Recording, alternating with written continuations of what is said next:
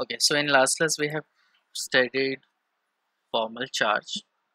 Formal charge हम लोगों ने देखा था कि एक एटम के ऊपर कितना चार्ज होता है रिस्पेक्टिवली, तो उसी का फॉर्मूला यहाँ पे मैंने लिखा हुआ है। फॉर्मल चार्ज जो मैंने बताया था, F C is equals to total number of valence electrons minus 1/2 of bonding electrons plus non bonding electrons. तो नॉन बॉन्डिंग इलेक्ट्रॉन्स जितने भी होंगे उसमें बॉन्डिंग इलेक्ट्रॉन्स लेना है, बॉन्डिंग इलेक्ट्रॉन का हाफ करना है, दोनों को ऐड करना और वैलेंस में से माइनस कर देना।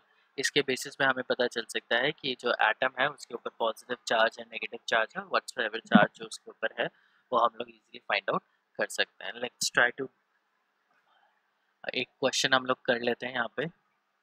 कल हम लोगों ने ओजोन का किया था और कार्बन डाइऑक्साइड का किया था। कार्बोनेट का मैं यहाँ पे करके दिखा देता हूँ, और तो मैंने बोला था कि कार्बोनेट का कैसे करना है तुम्हें। तो ये इसका लुईस स्ट्रक्चर हो जाएगा।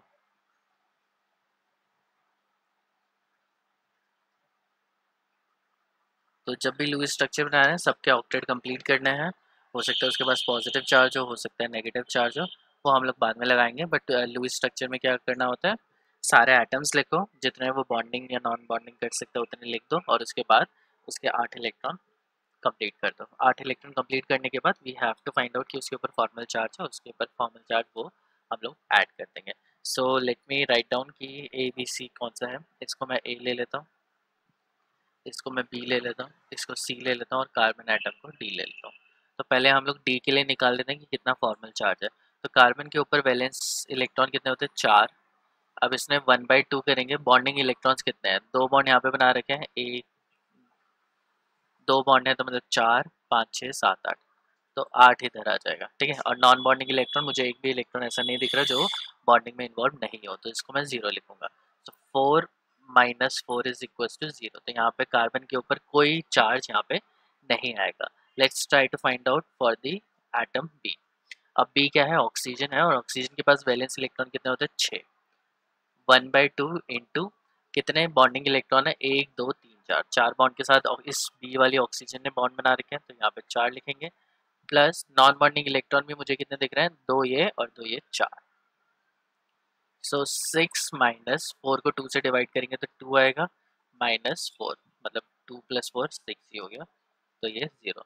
तो जो ऑक्सीजन एटम बी है उसके ऊपर भी कोई चार्ज यहाँ पे अवेलेबल नहीं है। Then we carry out with atom A, oxygen atom. Oxygen के पास एज यूजुअल 6 वैलेंस इलेक्ट्रॉन होते हैं, 1/2 इंटू बॉन्डिंग। अब बॉन्डिंग में इसने सिर्फ एक ही बॉन्ड बना रखा है, और एक बॉन्ड किससे बनेगा, 2 इलेक्ट्रॉन से बनेगा, तो मैं यहाँ पे 2 मल्टीप्लाई कर देता हूँ। प्लस कितने नॉन बॉन्डिंग इलेक्ट्रॉन है, 6। तो 6 minus 1 plus 6 which is equal to 7। तो ये करेंगे तो इसके ऊपर कौन सा चार्ज आएगा, -1। सी के ऊपर हम लोग करते हैं, तो सी के भी 6 इलेक्ट्रॉन है, 1/2 इंटू बॉन्डिंग इलेक्ट्रॉन इसके भी 2 हैं, और नॉन बॉन्डिंग इलेक्ट्रॉन इसके पास भी 6 हैं, तो 6 minus 7 is equal to -1। So overall जब कार्बोनेट का हम लोग स्ट्रक्चर बनाएंगे तो इस ऑक्सीजन के ऊपर -1 चार्ज होगा, इस ऑक्सीजन के ऊपर -1 चार्ज होगा। सो ओवरऑल ये बन जाएगा CO3 2 नेगेटिव कार्बोनेट आयन, ये बन जाएगा CO3 2 नेगेटिव। और इसमें ये जो ये वाले ए और सी वाली जो ऑक्सीजन एटम है, इन दोनों के पास कौन सा चार्ज है, नेगेटिव चार्ज यहाँ पे इन्वॉल्व है। ठीक है, इस तरीके से हम लोग फॉर्मल चार्ज निकालते हैं दो एटम्स के ऊपर। The next topic is resonance structure. अब रेजोनेंस स्ट्रक्चर्स क्या होते हैं, तो पहले भी हम लोग ऑर्गेनिक केमिस्ट्री में पढ़ चुके हैं।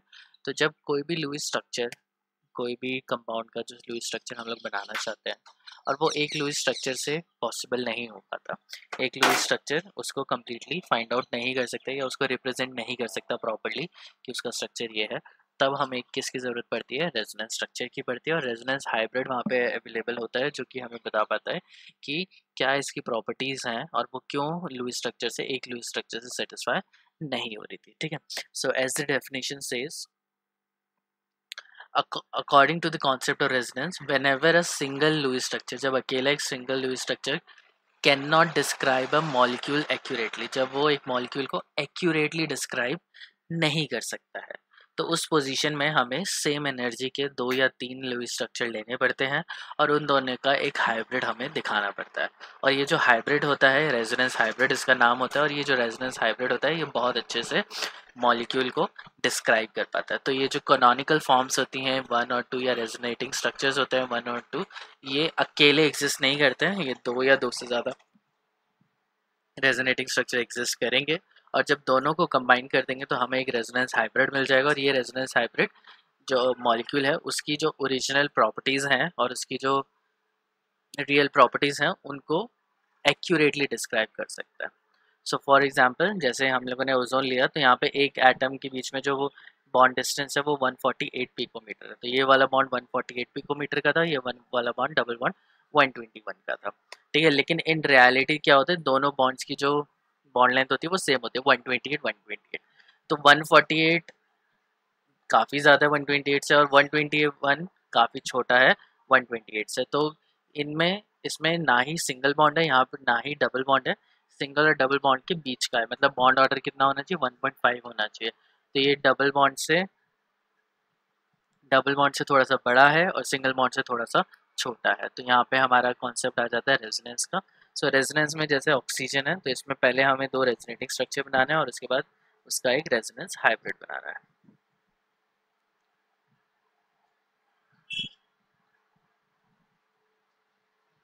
तो ये इधर जाएगा और ये इधर आएगा, तो दूसरा रेजोनेटिंग स्ट्रक्चर बन जाएगा ये डबल बॉन्ड O।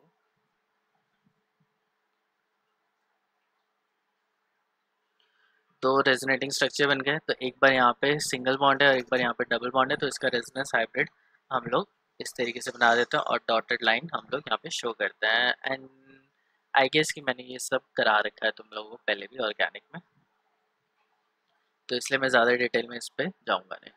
इसको जो ये आया है इसको हम लोग बोलते हैं रेजोनेंस हाइब्रिड।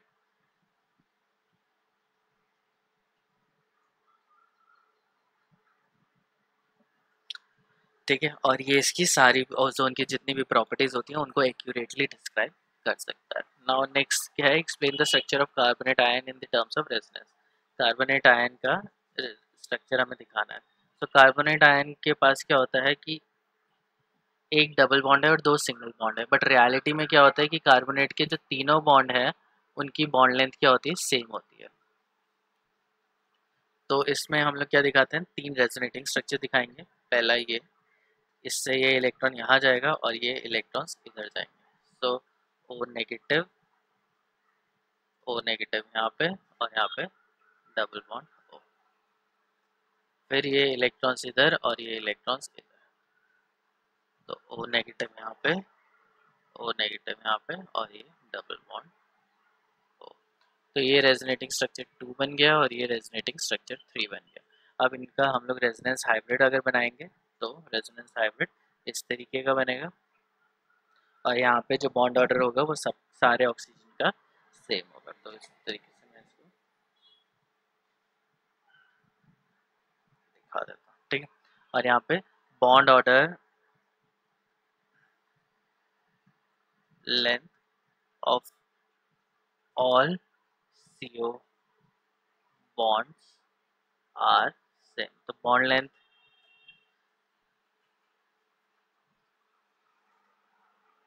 इससे, ठीक है, तो सबका जो बॉन्ड लेंथ है वो एग्जैक्टली सेम है। ये इसका रेजोनेटिंग स्ट्रक्चर हो गया कार्बोनेट का। Now let's talk about the misconception regarding resonance के बारे में, बहुत इंपॉर्टेंट पॉइंट है। इसमें क्या है कि बहुत सारे मिसकंसेप्शंस हैं जो स्टूडेंट के पास होते हैं when they talk about resonating structures. तो पहला क्या है कि जो कैनोनिकल फॉर्म्स होती हैं हैव नो रियल एग्जिस्टेंस। जो कैनोनिकल फॉर्म्स जो रेजोनेटिंग स्ट्रक्चर्स होते हैं, जैसे मैं ये बनाता हूँ,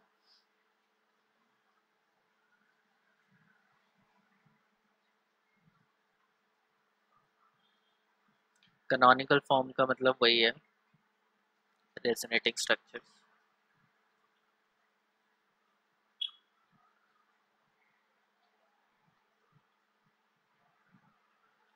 तो ये कैनोनिकल फॉर्म 1 2 एंड 3, ये जो 3 कैनोनिकल फॉर्म्स हैं ये रियलिटी में एग्जिस्ट नहीं करती हैं, they don't exist in reality.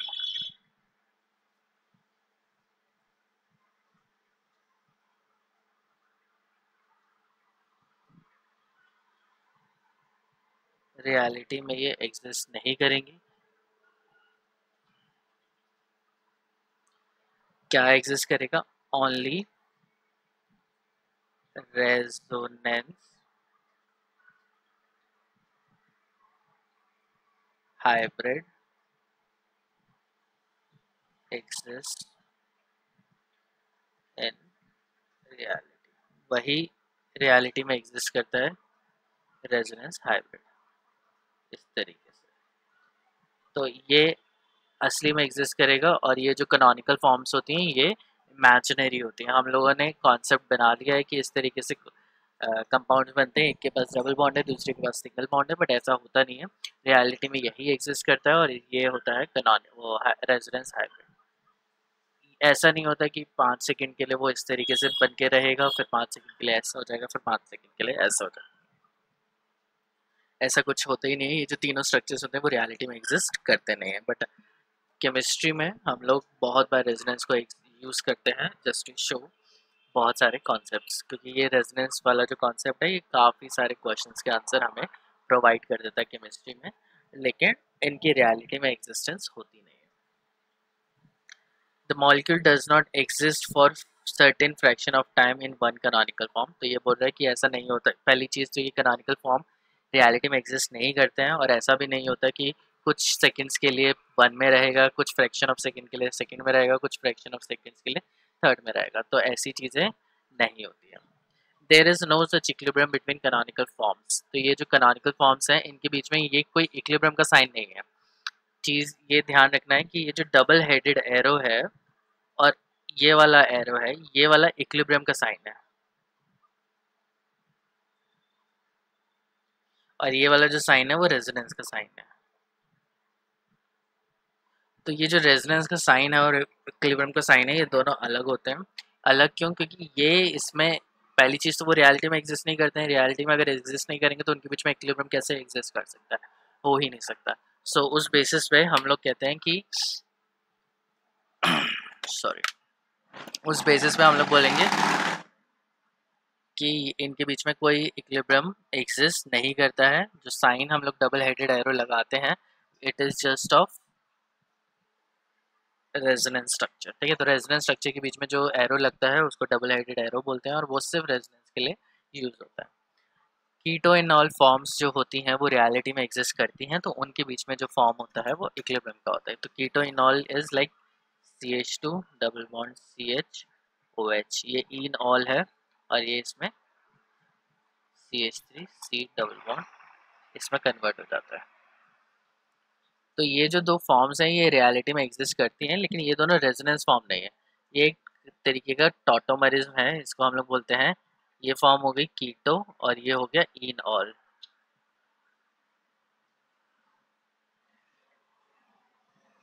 तो इसे कीटो इनॉल टॉटोमरिज्म बोलते हैं। कीटो इनॉल टॉटोमरिज्म में हम लोग डबल हेडेड एरो नहीं लिखते हैं, हम लोग इक्विलिब्रियम का साइन यूज करते हैं, क्योंकि ये रियलिटी में एग्जिस्ट करते हैं। रेजोनेटिंग स्ट्रक्चर रियलिटी में एग्जिस्ट नहीं करते हैं, तो इसके लिए इक्विलिब्रियम का साइन यूज करना सही नहीं है, टेक्निकली सही नहीं है, तो इसलिए हम लोग यूज करते भी नहीं है।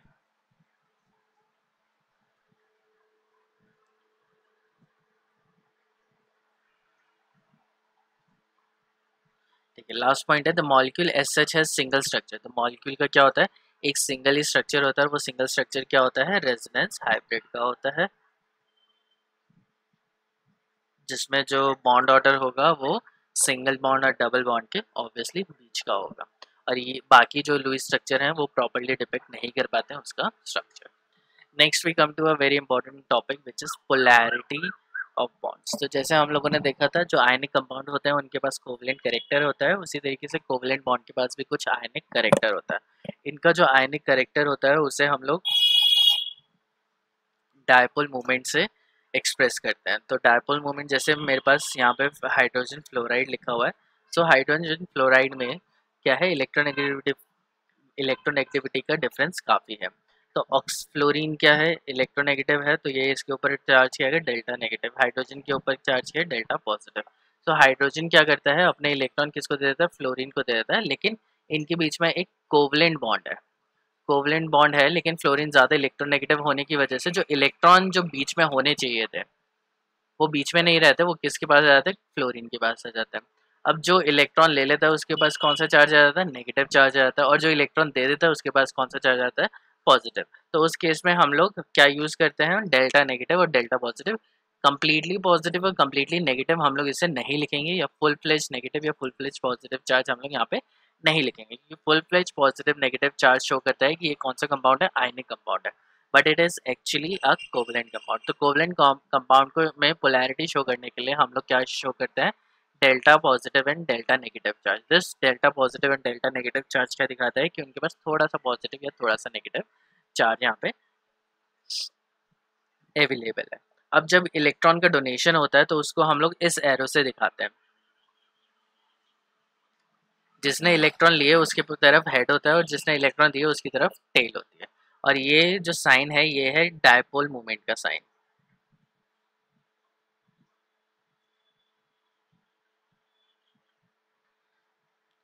अभी डायपोल मोमेंट क्या होता है, dipole moment is a variable जो हमें बताता है कि कितना आयनिक सॉरी कितना आयनिक कैरेक्टर एक कोवलेंट कंपाउंड में एग्जिस्ट कर सकता है, या ये हमें बता सकते हैं कि दो कंपाउंड अगर मेरे पास हैं, दोनों का डायपोल मोमेंट है, तो मैं बता सकता हूँ कौन ज़्यादा पोलर है और कौन कम पोलर है। तो dipole moment is a measure of polarity.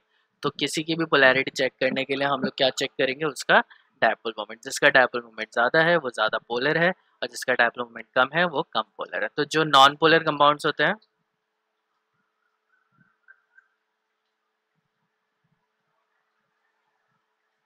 उनका डायपोल मोमेंट जीरो होता है।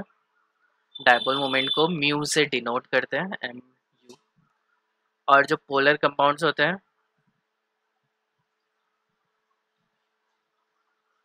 उनका म्यू क्या होता है, नॉन इक्विवेलेंट टू जीरो होता है। उनका जो डायपोल मोमेंट होता है वो जीरो के इक्वल नहीं होगा। जीरो के इक्वल है तो मतलब वो नॉन पोलर है, पोलर कंपाउंड नहीं है। और अगर उसका वैल्यू जीरो नहीं है तो वो कुछ भी पोलैरिटी हो सकती है। जितनी कम वैल्यू होगी उतना कम पोलर होगा, जितनी ज़्यादा वैल्यू होगी उतना ज़्यादा वैल्यू होगा। और मैथमेटिकली डायपोल मोमेंट को म्यू से हम लोग डिनोट तो करते हैं, लेकिन उसका फॉर्मूला क्या होता है, Q into distance, charge into length. तो लेंथ किसके बीच में है, एक पॉजिटिव और नेगेटिव का जो चार्ज हो गया इनका प्रोडक्ट, और इनके बीच का जो डिस्टेंस है। अगर दो पॉजिटिव और नेगेटिव जो डायपोल है, डायपोल इस तरीके से बनता है, अगर इनके बीच में डिस्टेंस ज़्यादा है तो डायपोल मोमेंट ज़्यादा होगा, इनके बीच में डिस्टेंस कम है तो डायपोल मोमेंट कम होगा। तो डायपोल मोमेंट किसके लिए डायरेक्टली प्रोपोर्शनल होता है, dipole moment is directly proportional to length. और यहाँ पे हम लोग बॉन्ड की बात करें तो बॉन्ड लेंथ के डायरेक्टली प्रोपोर्शनल होता है। डायपोल मोमेंट की यूनिट्स क्या होती हैं, डिबाई होती है, DE बाय BY बाय होता है तो डिबाई है ये। और 1 debye is equal to 3.33 into 10⁻³ coulomb metre. तो यहाँ पे देखो चार्ज है, चार्ज की यूनिट क्या होगी, कूलम होगी, और डिस्टेंस की यूनिट क्या होगी, मीटर होगी। तो इसकी यूनिट डिबाई की यूनिट होती है कूलम मीटर, या डायपोल मोमेंट की यूनिट कूलम मीटर होगी। और कूलम मीटर जितना भी कूलम मीटर आएगा उसको अगर मैं 3.33 इंटू 10⁻³ से डिवाइड कर दूँ या मल्टीप्लाई कर दूँ तो उस बेसिस पे मेरा डिबाई की यूनिट आ जाएगी। ठीक है, एनीवेज अब हम यहाँ पे फाइंड आउट करेंगे कि कंपाउंड की पोलैरिटी होती कैसी है। तो पहले चीज़ जो डायपोल मोमेंट होता है, it is a vector quantity.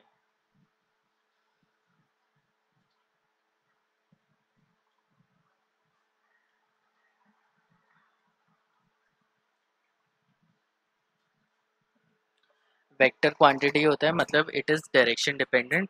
तो जब भी इनका जो सम होगा वो वेक्टोरियल सम होगा, दो वेक्टर जिस तरीके से ऐड होते हैं उसी तरीके से ऐड होंगे, उनका जो फॉर्मूला होता है वही यूज़ करेंगे।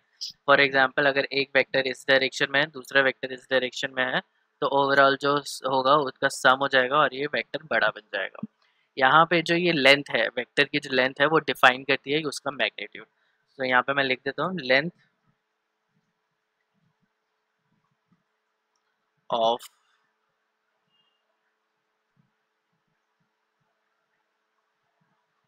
एरो defines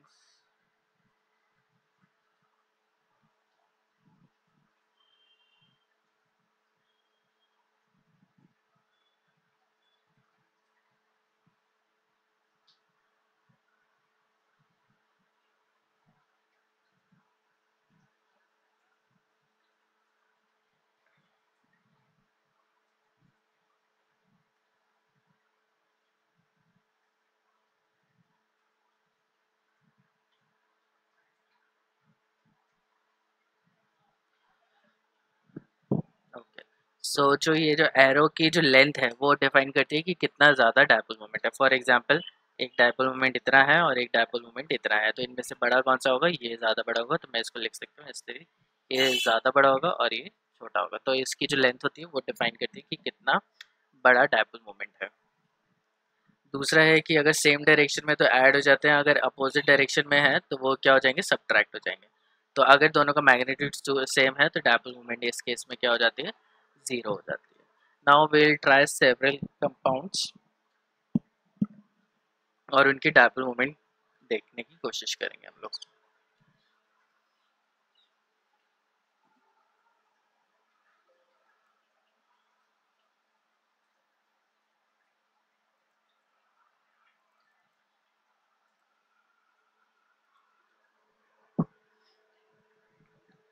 तो पहला कंपाउंड हम लोग लेते हैं BeCl2। तो Be में जो क्लोरीन है वो ज़्यादा इलेक्ट्रोनेगेटिव है, तो ज़्यादा इलेक्ट्रोनेगेटिव होने की वजह से जो डायपोल मोमेंट होगा वो इस डायरेक्शन में होगा और इसका डायपोल मोमेंट इस डायरेक्शन में। अब सिंस बॉन्ड तो सेम ही है बेरिलियम और क्लोरीन का, तो इलेक्ट्रोनेगेटिव डिफरेंस सेम ही होगा और ओवरऑल जो डायपोल मोमेंट होगी वो कितनी होगी? जीरो होगी। जीरो क्यों होगी? क्योंकि दोनों डायपोल मोमेंट अपोजिट डायरेक्शन में अलाइन है, तो जिसकी वजह से टोटल जो सम आएगा उसका जीरो हो जाएगा। Next is BCl3। इनके बीच में एंगल कितना है? 120 डिग्री का। सो इस केस में अगर मैं डायपोल मोमेंट देखने की कोशिश करूंगा तो ये इस डायरेक्शन में जा रहा है, ये इस डायरेक्शन में और ये इस डायरेक्शन में। और इन दोनों का जो वेक्टोरियल सम है वो किस डायरेक्शन में जाएगा? इस डायरेक्शन में जाएगा और एंगल क्या है? 120 डिग्री। तो इस तरीके से वैल्यू आएगी कि जो ओवरऑल वैल्यू है वो एग्जैक्टली सेम ही रहेगी। तो यहाँ पे क्या हो गया? एक ये था, ये पहली था, और इनका जो 1 और 2 का जो टोटल वैल्यू आया वो भी एग्जैक्टली सेम आ जाता है। तो ओवरऑल डायपोल मोमेंट इस केस में भी सेम आती है। CCl4 का अगर हम लोग देखते हैं, Cl एंड Cl, तो इस केस में ये इधर जा रहा है, इस केस में इधर जा रहा है, इस केस में इधर जा रहा है और इस केस में इधर जा रहा है। तो इन दोनों का सम किस डायरेक्शन में जाएगा? इस डायरेक्शन में जाएगा। इन दोनों का जो सम है वो इस डायरेक्शन में जाएगा, इन दोनों का सम क्या आ जाएगा? इसके अपोजिट डायरेक्शन में जाएगा। तो ओवरऑल क्या हो रहा है? ये इधर जा रहा है, ये इधर जा रहा है, तो ओवरऑल डायपोल मोमेंट क्या होगी? जीरो। तो ऐसा बोला जाता है कि अगर सेंट्रल मेटल एक है और उसके चारों तरफ सेम ही लेगेंड्स हैं तो वहाँ पे प्रोबेबिलिटी ज़्यादा होगी कि उसकी डायपोल मोमेंट जीरो। दूसरा एग्जांपल लेते हैं,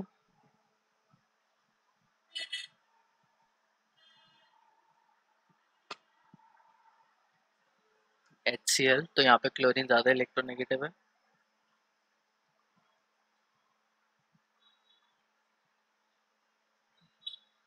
ये कंपाउंड हो गया पोलर।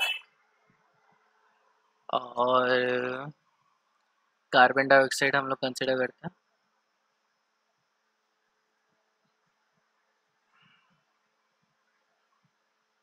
एंगल का डिफरेंस कितना? 180 है, इसका भी डायपोल मोमेंट कितना होगा? जीरो होगा। ये भी क्या है? Non polar.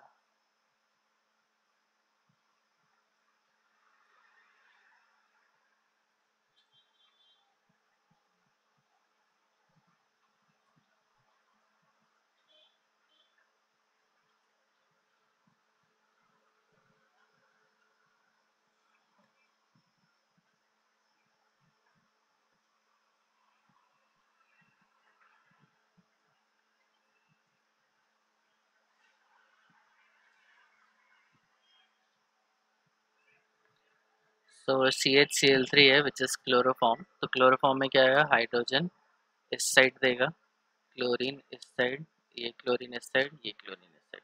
तो इन तीनों का जो सम होगा वो नीचे की साइड आएगा और यहाँ पे ऊपर वाले हाइड्रोजन का ही है। तो ओवरऑल जो वैल्यू होगी वो इतनी होगी, मतलब mu is not equal to zero, which means ये जो कंपाउंड है ये क्या है? पोलर है। और यहाँ पे किसकी बात हो रही है? यहाँ पे बात हो रही है क्लोरोफॉर्म की।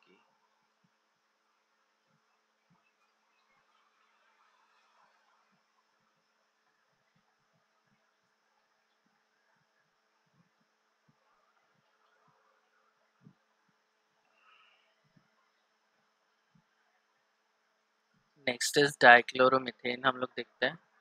डाइक्लोरोमीथेन में दो क्लोरीन है, तो एक क्लोरीन इधर जाएगा, एक क्लोरीन इधर जाएगा, तो इनका ओवरऑल किस साइड जाएगा, इस साइड जाएगा। इसने इधर दिया है, इसने इधर दिया है, तो यहाँ पे क्या हो रहा है, इस डायरेक्शन में एक जा रहा है और इस डायरेक्शन में एक और जा रहा है। सो ओवरऑल इस डायरेक्शन में यहाँ चला जाएगा। Dipole moment is not equal to zero, which means ये भी कंपाउंड क्या है, पोलर कंपाउंड है। Okay, so now we come to several most important questions. जैसे वाटर है, तो वाटर पोलर होता है, नॉन पोलर होता है, तो पहले हम लोग इसका स्ट्रक्चर बना लेते हैं। अब हम लोग बात करेंगे जहाँ पे लोन पेयर एग्जिस्ट करता है। तो जहाँ पे लोन पेयर एग्जिस्ट करते हैं, तो लोन पेयर एटम के ऊपर होते हैं, तो पहले ये इधर देगा, ये वाला हाइड्रोजन ये देगा। तो जो ज़्यादा इलेक्ट्रोनेगेटिव एटम है उसकी तरफ एरो जाएगा, और जो ज़्यादा इलेक्ट्रोपॉजिटिव एलिमेंट है या जो लेस इलेक्ट्रोनेगेटिव एलिमेंट है वो अपना इलेक्ट्रॉन देना प्रेफर करेगा। फिर इसका डायपोल मोमेंट इधर जाएगा, इसका डायपोल मोमेंट इधर जाएगा। तो इन दोनों का जो सम है, इसका इसका सम है, इसको हम लोग इस तरीके से डिफाइन कर सकते हैं, और इन दोनों का सम है उसको हम लोग इस तरीके से डिफाइन करेंगे। तो ओवरऑल जो है वो ये हो गया। So mu is not equal to zero, which means water is polar.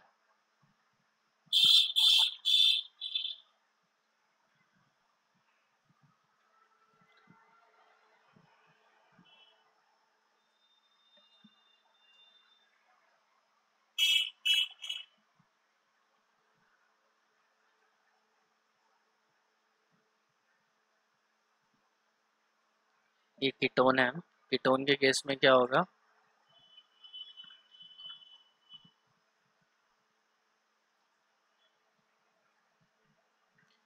तो ये अपने इलेक्ट्रॉन इसको देगा, ये अपने इलेक्ट्रॉन इधर देगा, क्योंकि यहाँ पे कार्बन है और कार्बन के साथ तीन हाइड्रोजन लगे हैं, तीनों हाइड्रोजन किसको देंगे, कार्बन को देंगे। और ये वाला जो बीच वाला जो कार्बन है वो ऑक्सीजन के साथ अटैच्ड है, तो वो ऑक्सीजन से इलेक्ट्रॉन, ऑक्सीजन क्या करेगा, इस कार्बन से इलेक्ट्रॉन लेगा। तो हमें पता ही है कि कार्बन का क्या होता है, पॉजिटिव इंडक्टिव इफेक्ट होता है, मतलब कार्बन हमेशा ही इलेक्ट्रॉन देना प्रेफर करता है। तो इन दोनों का इधर, बीच वाला तो इधर था ही, और फिर इन दोनों का भी इधर। तो ओवरऑल जो ये है इस तरीके से होगा, mu is not equal to,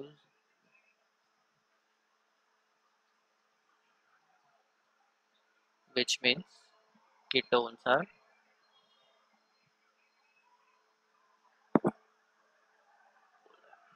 तो ये डायपोल बना लेते हैं। तो जितने भी ऑर्गेनिक कंपाउंड्स हैं जिनका डायपोल मोमेंट कुछ भी होता है, जीरो को छोड़ के कुछ भी वैल्यू है, वो ज़रूर क्या शो करेंगे, डायपोल डायपोल इंटरेक्शंस शो करेंगे।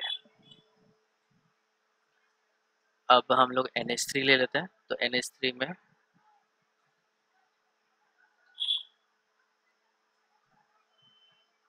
ये NH3 होता है और ये NF। तो क्वेश्चन ये पूछा जाता है, among between NH3 and NF3 which is more polar.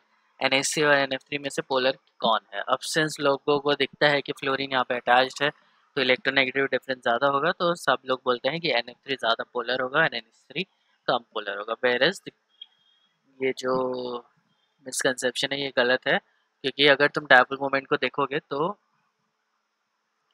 यहाँ पे N और H है, तो ये इधर जाएगा, ये इधर जाएगा और ये इधर जाएगा। तो ओवरऑल जो है इस साइड हो गया और ये इस साइड जाएगा। तो ओवरऑल जो वैल्यू है वो इस साइड जाएगी। दूसरे केस में क्या है, लोन पेयर है तो इधर जाएगा, लेकिन फ्लोरीन और नाइट्रोजन में से फ्लोरीन ज़्यादा है इलेक्ट्रोनेगेटिव है, तो नीचे की साइड जाएगा। इधर ये हो गया, इधर ये हो गया। तो ओवरऑल जो डायपोल मोमेंट होती है वो नीचे की साइड पे होती है। यहाँ पे तीन फ्लोरीन है तो इसका बड़ा होगा मैग्नीट्यूड, इसका क्या होगा कंपैरेटिवली छोटा होगा। सो ओवरऑल क्या होगा, नीचे की डायरेक्शन में। अब तुम इन दोनों को कंपेयर करोगे, तो कंपेयर करने पे तुम्हें पता चलेगा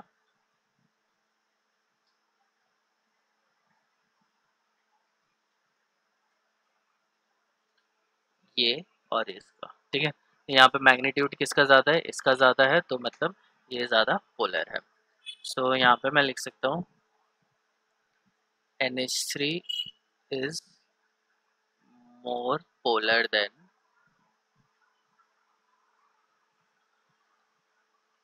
NF3 because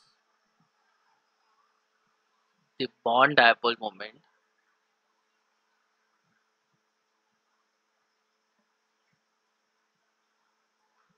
in NH3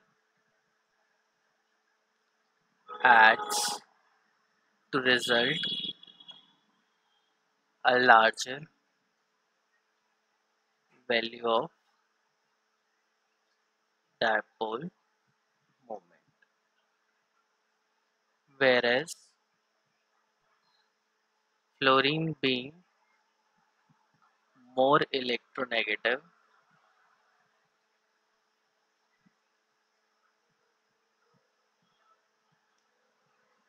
fluorine being more electronegative than nitrogen, the overall dipole moment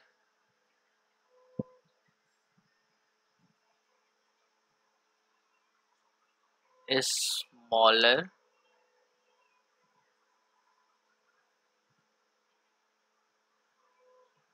एक बार मैं पढ़ लेता हूँ. NH3 is more polar than NF3 because the bond dipole moment in NH3 adds to result a larger value of dipole moment.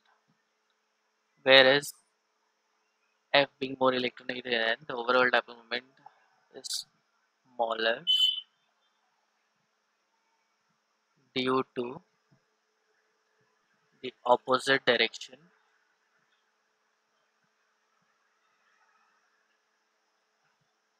of bond dipole moments.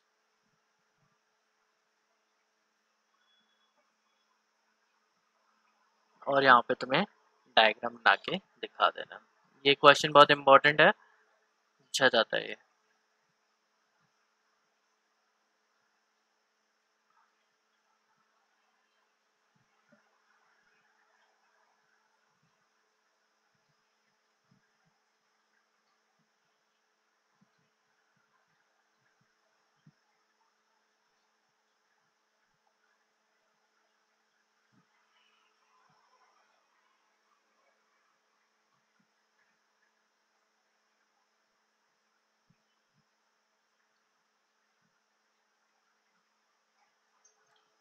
तो ये है overall इसका.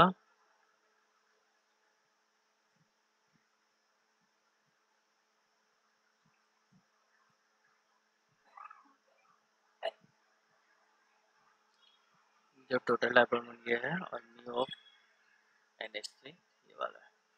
ठीक है, तो इससे हमें दिख रहा है कि NH3 is more polar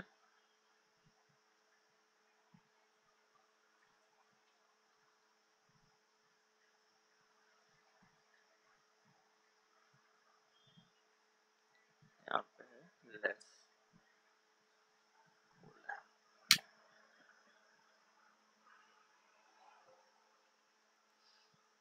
तो ये क्वेश्चन यहाँ पे हो गया. यहाँ पे अगर हम लोग देखना चाहें तो यहाँ पे दिखा रखा है कि रिजल्टेंट डायपोल मोमेंट NH3 में 4.90 इंटू 10⁻30 कूलम मीटर है. यहाँ पे 0.80 इंटू 10⁻30 है. तो ऑब्वियसली NH3 का ज़्यादा है as compare to NF3. And 3.33 into 10⁻30 coulomb metre से इसको डिवाइड कर दोगे तो 1 डिबाई आ जाएगा. सो इस बेसिस पे तुम डिबाई की यूनिट्स में इसका डायपोल मोमेंट भी निकाल सकते हो. Now we talk about the effect of polarity on behaviour. अब पोलैरिटी का क्या डिफरेंस आता है मॉलिक्यूल में. तो हमारे पास दो टाइप के कंपाउंड्स होते हैं. एक होता है सिस और एक होता है ट्रांस. सिस में क्या होता है कि दोनों एटम्स एक ही साइड पे होते हैं, वेरस ट्रांस में जो एटम्स होते हैं वो एक दूसरे के अपोजिट होते हैं. जैसे Cl अलग और H अपोजिट. तो यहाँ पे एक हाइड्रोजन है तो इसके अपोजिट एक हाइड्रोजन, यहाँ पे एक क्लोरीन है तो इसके अपोजिट एक क्लोरीन.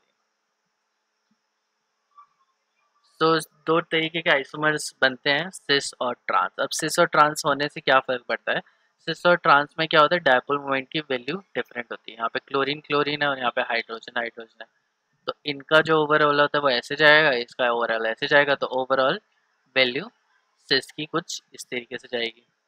और ट्रांस की बात करें तो ये इधर जा रहा है, ये इधर जा रहा है, ये इधर जा रहा है, ये इधर जा रहा है. तो ये दोनों जो अपोजिट डायरेक्शन में 180 डिग्री पे जा रहे हैं तो वो तो एक दूसरे को कट कर देंगे।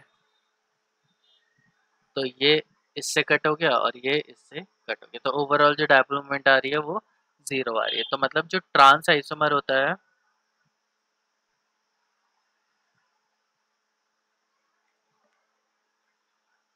Is non polar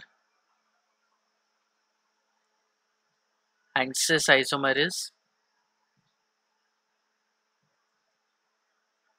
polar. तो ये चीज़ हमें समझ में आ रही है। नाउ जो नॉन पोलर कंपाउंड्स होते हैं उनके बीच में जो इंटरमॉलिक्यूलर फोर्सेस होती हैं, तो मैं यहाँ पे लिख देता हूँ पोलर एंड नॉन पोलर। तो नॉन पोलर जो कंपाउंड होंगे या ऐसे कंपाउंड जिसमें म्यू इज इक्वल टू 0 होगा, जिसमें डायपोल मोमेंट क्या होगी, 0 होगी, उस केस में जो इंटरमॉलिक्यूलर फोर्सेस होती हैं वो होती हैं वंडर वॉल फोर्सेस। और जो पोलर कंपाउंड होते हैं उनमें होती है डायपोल डायपोल इंटरेक्शन।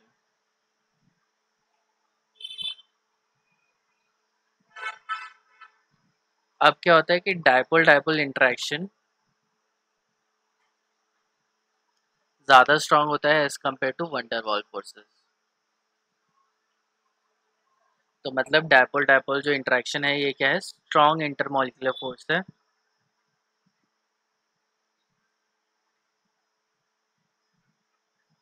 और जो वंडरवॉल फोर्सेस होती हैं ये होती हैं वीक इंटरमॉलिक्यूलर फोर्सेस। सो इससे क्या होता है कि जिसकी इंटरमॉलिक्यूलर फोर्सेस ज़्यादा होंगी उसका मेल्टिंग और बॉइलिंग पॉइंट ज़्यादा होगा, जिसकी इंटरमॉलिक्यूलर फोर्सेस कम होंगी वो अच्छा नहीं होगा। मतलब उस जिसकी इंटरमॉलिक्यूलर फोर्सेस कम होंगी वो जल्दी इवेपोरेट कर जाएगा या वो जल्दी मेल्ट कर जाएगा। तो इससे हमें ये समझ में आ रहा है कि जो सिस वाला जो आइसोमर है, जैसे ट्रांस आइसोमर है, ट्रांस आइसोमर की जो डायपोल मोमेंट है वो 0 है, और जो सिस आइसोमर है उसकी डायपोल मोमेंट 1.90 डिबाई है।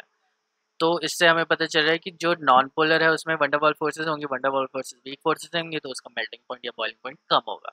जो सिस है उसका ट्राइपल डाइपल इंटरेक्शन है, वंडरवॉल फोर्सेस ज़्यादा होंगी, ज़्यादा वंडरवॉल फोर्सेस मतलब ज़्यादा मेल्टिंग एंड बॉइलिंग पॉइंट। सो इससे तुम्हें दिखाई दे रहा है कि ट्रांस का जो बॉइलिंग पॉइंट है वो 47.5 डिग्री है और सिस का जो बॉइलिंग पॉइंट है वो ज़्यादा है। ठीक है, तो इसको मैं अगर मैं समराइज करना चाहूँ तो मैं ये ऐसे लिख सकता हूँ कि cis isomers have dipole dipole interaction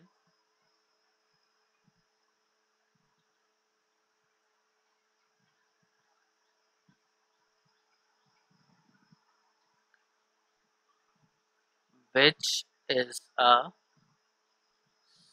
stronger intermolecular forces than van der Waals forces.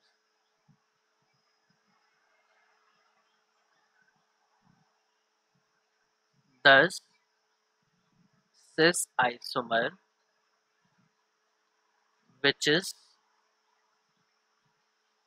polar has higher melting point and boiling point than trans isomer. ठीक है, trans isomer which is non-polar in nature.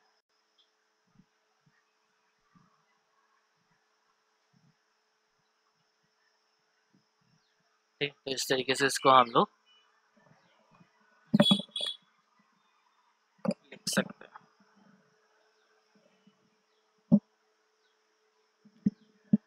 Now we come to the valence shell electron pair repulsion theory.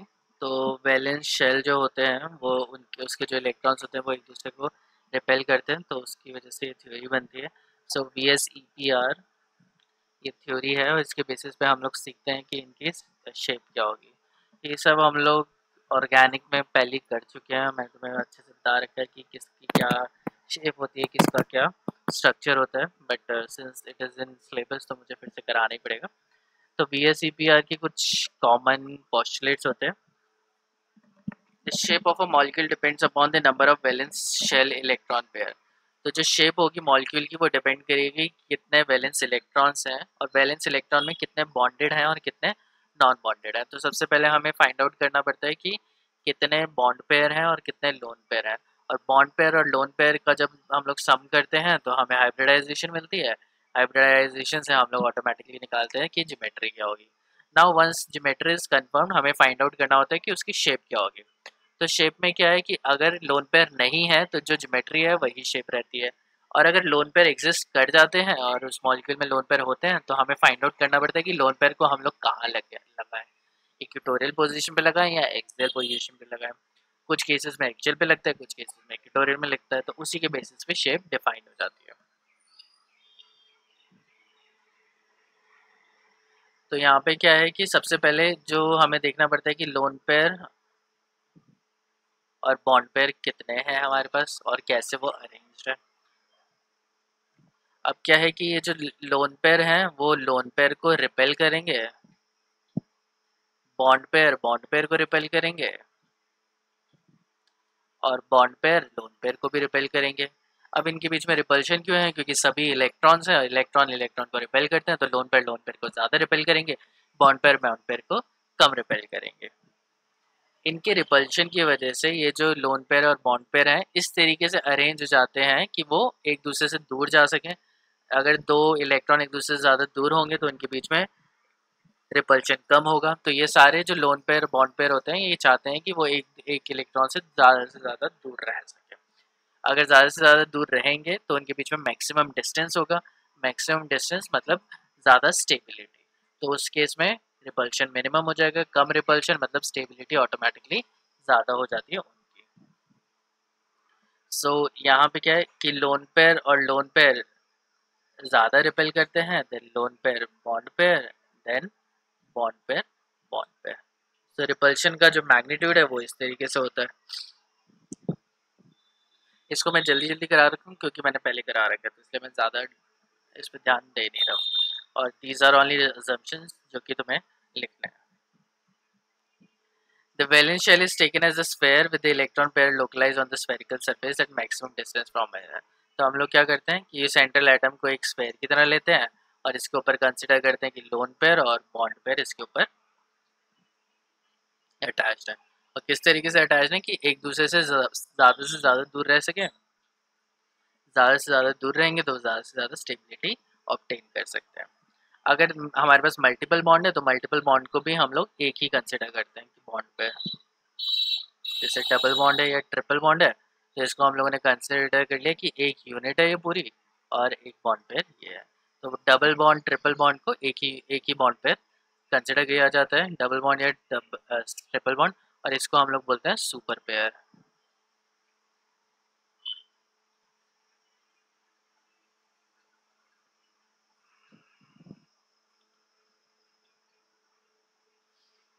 When two or more resonance structure are represented can represent a molecule, the VSEPR model is applicable to any structure. तो जितने resonating structure तुम बनाओगे उतने ही तुम्हारे VSEPR structure उसके बन सकते हैं। तो अगर हम लोग यहाँ पे देखें तो जो रिपल्शन होती है वो इस तरीके से होती है।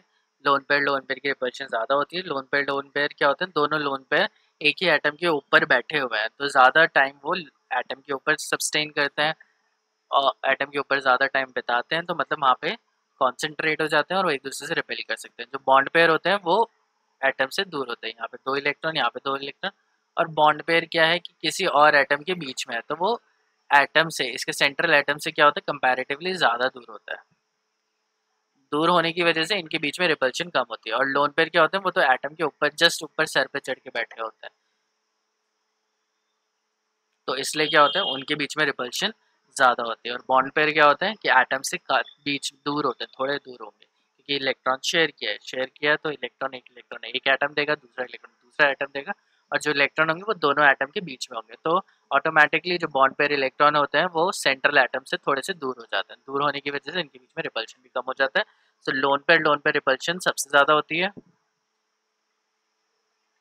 फिर lone pair bond pair, and then bond pair bond pair. और फिर ये इस तरीके से अरेंज हो जाते हैं। अगर हमारे पास दो बॉन्ड पेयर हैं तो वो कैसे दूर होंगे, इस तरीके से दूर होंगे कि उनके बीच में जो एंगल होगा वो 180 डिग्री का हो।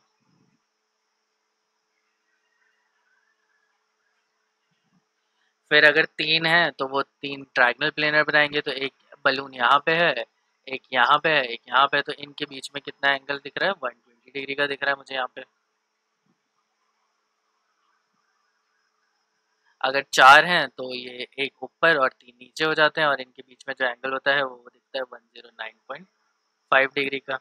अगर पांच हैं तो दो आगे यहाँ पे हैं, एक पीछे है, एक ऊपर एक नीचे है। ये ऊपर नीचे वाले जो होते हैं उनके बीच में 90 डिग्री का एंगल होता है, और जो साइड वाले होते हैं इनके बीच में एंगल 120 डिग्री का होता है। और जब ऑक्टाहेड्रल बनता है तो ऊपर सबके बीच में एंगल जो होता है वो 90 डिग्री का ही एग्जिस्ट करता है। तो ये चार पांच तरीके तो ये पांच तरीके की हम लोगों ने ज्योमेट्री देखी है। तो ये सारी ज्योमेट्री ऐसे एग्जिस्ट करेगी, और उसके बेसिस पे हम लोग फाइंड आउट कर सकते हैं कि कंपाउंड किस तरीके से होगा। अब हम इसको दो पार्ट में काट सकते हैं, डिवाइड कर सकते हैं। एक ऐसा पार्ट जहाँ पे लोन पेयर है, और एक ऐसा पार्ट जहाँ पे लोन पेयर नहीं है। जहाँ पे नो लोन पेयर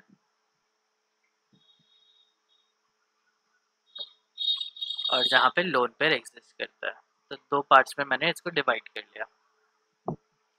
तो जहाँ पे नो लोन पेयर होगा वहाँ पे जो ज्योमेट्री होगी वो उसके शेप के इक्विवेलेंट होगी, जो शेप होगी वही ज्योमेट्री होगी। और यहाँ पे जो ज्योमेट्री होगी is not equal to shape, वो उसके शेप के इक्वल नहीं होगी। सो लीनियर अगर कंपाउंड बन रहा है, दो बॉन्ड पेयर है और लोन पेयर अगर नहीं है तो वो लीनियर होगा। तीन है तो वो ट्रायंगल प्लेनर हो जाएगा। चार है तो वो टेट्राहेड्रल। पांच है तो टीबीपी ट्रायंगल बाइपिरामिडल। एंड छः है तो ऑक्टाहेड्रल। तो ये इन सब केस में शेप और ज्योमेट्री सेम होती है। अब यहाँ पे आता है कि ज्योमेट्री और शेप क्या होगी, अलग होगी। अब ये डिपेंड करेगा कि उसके पास कितने लोन पेयर और कितने बॉन्ड पेयर है। तो लीनियर वाला केस तो जनरली आता नहीं है, ट्रायंगल प्लेनर से करते हैं। कि ट्रायंगल प्लेनर में ये तीन पोजीशन है, और इस तीन पोजीशन में अगर हमारे पास एक बॉन्ड पेयर हुआ, एक लोन पेयर हुआ, तो यहाँ पे जो शेप है वो हो जाएगी बेंट। और अगर दो लोन पेयर हुए और एक बॉन्ड पेयर हुआ तो वो जो शेप हो जाएगी वो हो जाएगी लीनियर। क्योंकि शेप में क्या करते हैं, वी इग्नोर लोन पेयर, हम लोग लोन पेयर को इग्नोर करके चलते हैं, और लोन पेयर को हटाने के बाद जो हमें जो ज्योमेट्री दिखती है उसी को हम लोग उसकी शेप बोलते हैं। ठीक है, तो सिंस ये बहुत बड़ा टॉपिक है तो इसको कल करना हम लोग प्रेफर करेंगे, और जल्दी से इसको ख़त्म करेंगे। इसके बाद बीबीटी के बाद हमारे पास मॉलिक्यूलर ऑर्बिटल डायग्राम वगैरह भी है जिसको जल्दी से ख़त्म करना है। ठीक है, तो बस आज के लिए इतना ही कर रहे हैं हम लोग।